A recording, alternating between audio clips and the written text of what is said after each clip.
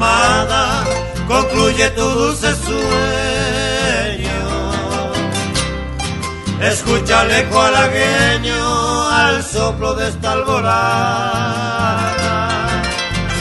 Los jilguerillos en bandada vuela ya en lontananza,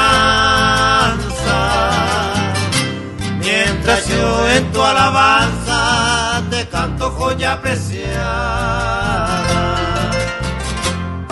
Escucha, bella sultana, mi plañidero acento, y al son de este instrumento danzo al pie de tu ventana.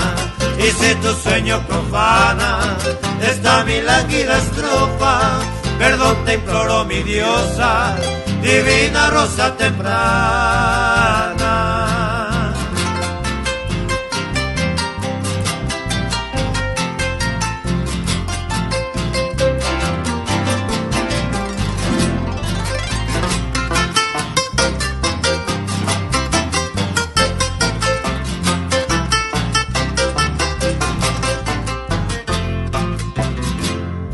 A ti, rosa de mi cielo, difundo mi humilde canto, bajo un torrido quebranto de tortura y desconsuelo. Escucha pues, dulce anhelo, este gemido incesante, que exhala tu fiel amante semi-muerto de desvelo.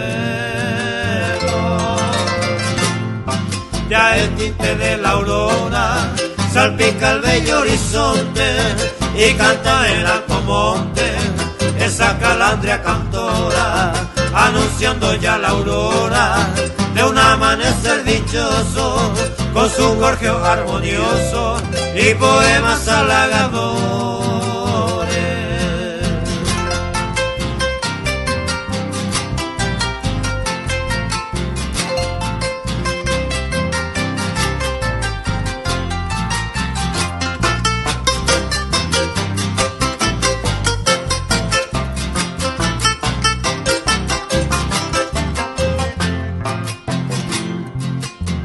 Inmensas alturas, esa luna soberana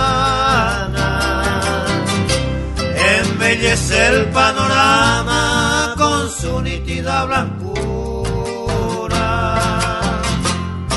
En la lejana espesura las aves findan volando, mientras se asoma cantando el astro rey que fulgura.